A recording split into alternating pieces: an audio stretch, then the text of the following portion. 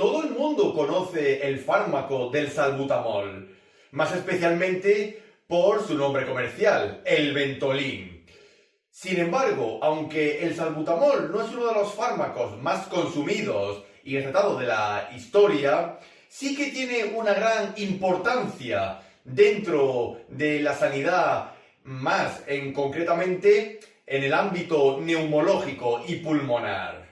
Remontándonos un poco en la historia, a finales de la primera mitad del siglo XX, en 1948, el doctor Alquiz descubrió que dentro del sistema nervioso autónomo, en su parte de adrenergia, existían dos tipos de receptores.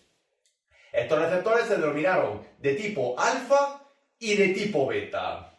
Unas décadas después, en 1967, el doctor Lanz y su equipo disgregó o subdividió los receptores en varias subunidades, quedando los receptores de tipo alfa en alfa 1 y alfa 2, y los receptores de tipo beta en beta 1, beta 2 y beta 3, quedándose como los receptores de beta 1 que estaban relacionados con el control cardiovascular, mientras que los receptores de tipo beta 2 estaban más relacionados con el ámbito pulmonar y la broncodilatación.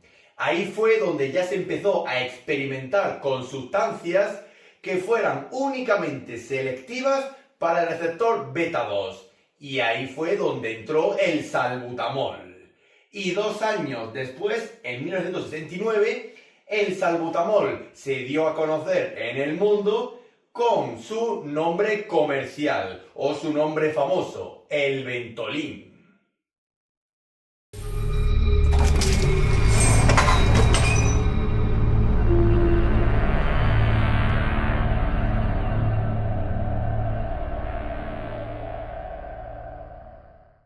El salbutamol, también conocido como albuterol, pertenece a la familia de los adrenérgicos o simpaticomiméticos y también se incluye en el grupo de los broncodilatadores.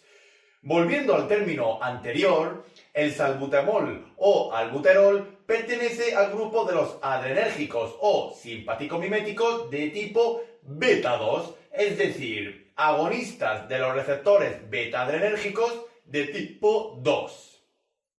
El salbutamol lo podemos encontrar en el mercado sanitario y farmacéutico bajo diversos nombres comerciales, siendo el más conocido desde su instauración en la práctica clínica el de Ventolin. Y aquí podemos observar la estructura y conformación química del salbutamol, donde vemos una similitud estructural con las catecolaminas naturales, como por ejemplo la dopamina, la noradrenalina o la propia adrenalina, ya que el salbutamol tiene una estructura semejante al anillo catecol, pero a diferencia de que uno de los grupos hidroxilo está enlazado a un grupo metilo y por supuesto también posee un grupo amino al cual se le une un extremo radical metilado. Pero en resumen podemos decir que el salbutamol tiene una estructura bastante similar a las catecolaminas, pero sin pertenecer a ella.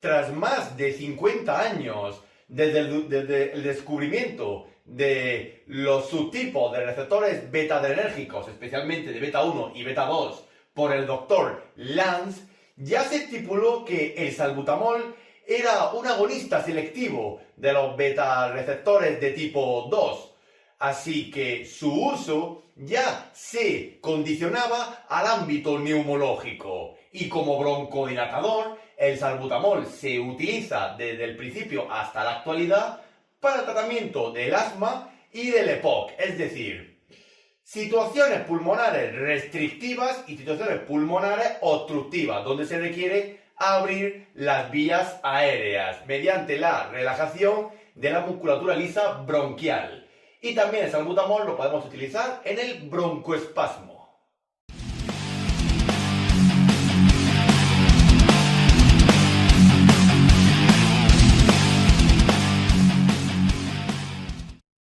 resulta bastante difícil encontrar a una persona o individuo que tenga alguna contraindicación para el salbutamol, ya que, aunque no es considerado o no entra dentro del ranking de los fármacos más vendidos y utilizados en la historia, sí que es verdad que el salbutamol ha cobrado una gran importancia en su ámbito pulmonar y neumológico, pero aún así no debemos de utilizarlo en la propia alergia a la molécula en sí, es decir, al salbutamol. Y dentro de las precauciones tenemos que saber que el salbutamol hay que utilizarlo con mucha precaución cuando el paciente tiene alteraciones metabólicas y o electrolíticas que afecten a los niveles o valores de ciertos electrolitos en el organismo. El salbutamol, siempre que se utilice en las hipoxias, no solamente vale con abrirle al paciente las vías aéreas, sino que también hay que darle un aporte extra de oxígeno, por lo cual el salbutamol siempre en las hipoxias se administrará a la vez en concomitancia con el oxígeno. Se ha demostrado que el salbutamol puede agravar ciertas situaciones de tirotoxicosis y en el ámbito cardiovascular, aunque solamente, como veremos más adelante, es un agonista selectivo de los receptores beta 2, también tiene cierta preferencia por los receptores beta 1, los cuales ya establecen su acción en el ámbito cardiovascular, por lo cual el salbutamol a dosis altas puede provocar cuadros arritmogénicos o incluso agravar situaciones de isquemias miocárdicas o de infartos. Como hemos mencionado antes el tema de los electrolitos, el salbutamol, todo paciente que lo tome de forma continua o de largo plazo, hay que hacer un control del potasio al paciente. Y por supuesto hay que revisar las interacciones del salbutamol con el resto de la farmacología existente.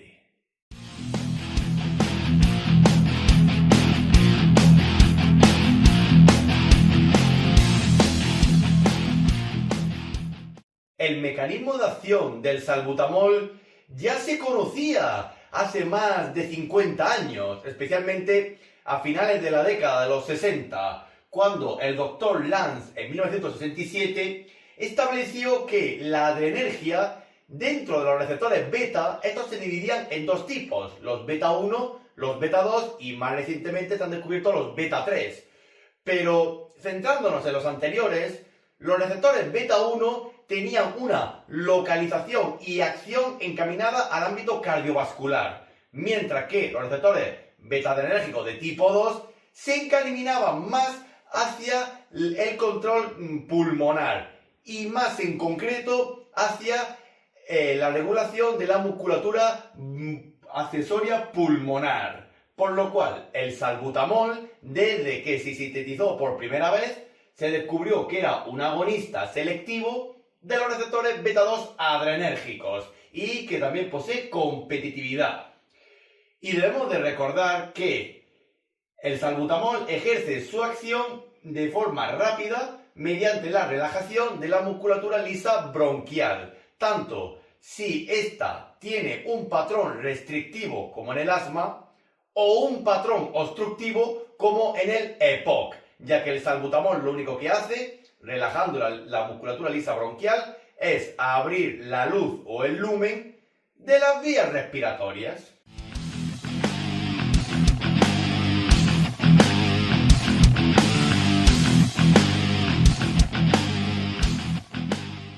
Las vías de administración más usuales del salbutamol son bastante variadas, ya que nunca se sabe en qué situación se puede requerir una apertura urgente de las vías aéreas mediante la farmacología y evitar métodos invasivos, como por ejemplo la intubación o la ventilación mecánica.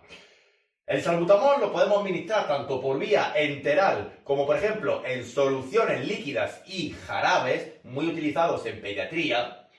También la vía nebulizada e inhalatoria, siendo estas dos las más importantes y las más conocidas del salbutamol, para su administración por aerosolterapia y por presurizadores. Y también existen fórmulas parenterales para su administración intravenosa, intramuscular y también subcutánea. Por ejemplo, en pacientes que tengan crisis agudas de asma o un ataque crónico de EPOC.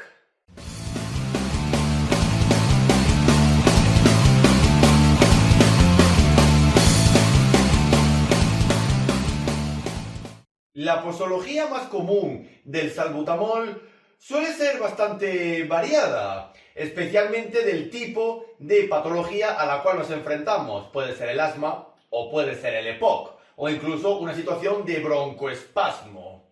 Sin embargo, poco a poco las guías de práctica clínica van estableciendo una pauta estandarizada del salbutamol. Por ejemplo, si utilizamos el salbutamol por vía oral, podemos administrar de 2 a 4 miligramos cada 6 u 8 horas. Que utilizamos la vía parenteral, intravenosa, intramuscular, subcutánea, podemos administrar 500 microgramos que a una pauta un poco más específica equivaldría a unos 8 microgramos por kilogramo y repetir esa dosis si fuera necesario en el paciente. También podemos administrar salbutamol por perfusiones, pero aquí ya se requiere una revisión bibliográfica según las evidencias existentes. Y ya por último, si utilizamos el salbutamol como aerosolterapia, es decir, nebulización e inhalación, podemos utilizar de 2 a 2,5 miligramos de la ampolla, lo cual equivale a 0,5 a 1 mililitro y administrárselo al paciente durante unos 15 minutos aproximadamente y repetir esa dosis cada 6 u 8 horas según el criterio facultativo. Y si el paciente por alguna casualidad tuviera un ataque de asma agudo o de tipo crónico, podemos utilizar la misma dosis de 2 a 2,5 miligramos en una tanda de 15 minutos, pero en vez de ser una tanda, 3 tandas y aumentando el tiempo a 20 minutos. Y de nuevo, repitiendo la dosis cada 6 u 8 horas si fuera necesario.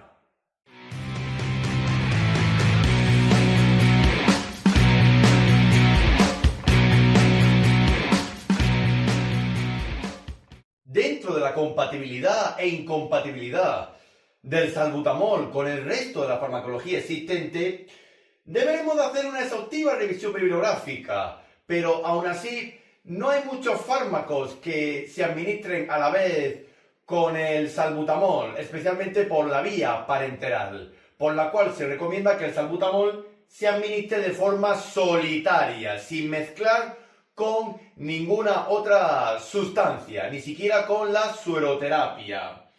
Y dentro de las interacciones, el salbutamol tiene potenciación de los efectos terapéuticos, sinergia farmacológica y aumento del riesgo de adversidad si se mezcla con sustancias halogenadas, como por ejemplo anestesia halogenada, el isoflurano, el sevoflurano, con los antidepresivos de tipo tricíclicos, con los antihipertensivos, porque recordamos que el salbutamol, aunque solamente y en gran mayoría tiene una acción sobre el receptor de tipo beta 2 adrenérgico, a dosis altas también interactúa con el receptor beta 1 y esto puede provocar problemas cardiovasculares, especialmente a nivel de la tensión arterial.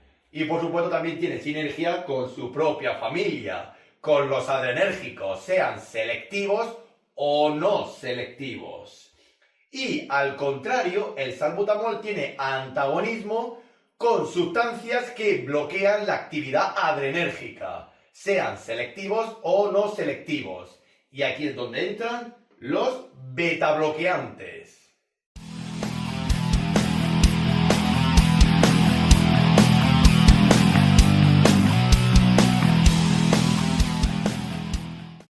Es raro encontrar algún tipo de adversidad en un paciente al que se le administre el salbutamol a las dosis recomendadas. Pero no por ello podemos decir que el salbutamol está exento de presentar efectos adversos. Algunos de ellos son la aparición de angioedemas y dermatopatías, que están más bien relacionadas con un cuadro de hipersensibilidad o de alergia al salbutamol, la aparición de acidosis láctica y, a nivel general, dispepsia y calambres, los cuales de nuevo están asociados a un cuadro de acidosis láctica. Si el salbutamol lo administramos a dosis más altas de las recomendadas, se estimula de forma pequeña pero considerable el receptor beta-1, el cual está involucrado en la acción cardiovascular. ¿Y ello qué conlleva? Un aumento de la vasodilatación, es decir, cuadros de hipotensión arterial. Y también puede provocar arritmogenias y cuadros de isquemia cardíaca, pero son muy raros. Y también puede provocar temblores y cefaleas.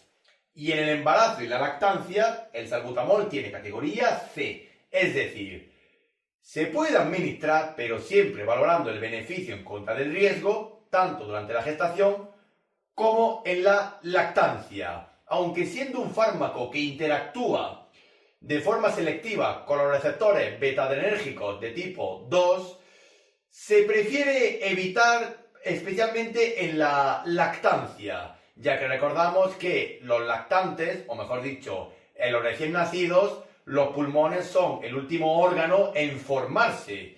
Y si ya de por sí le administramos el salbutamol, puede haber ciertos problemas neumológicos en el lactante, por lo cual es preferible evitarlo en ambas situaciones, a poder ser.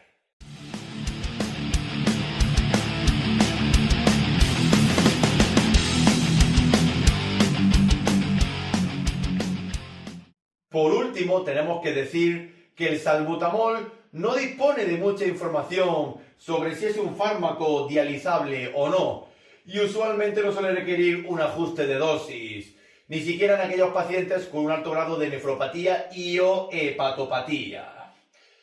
Tenemos que tener en cuenta que el salbutamol, a pesar de toda la historia que tiene, es muy importante recalcar que es un adrenérgico de tipo beta-2.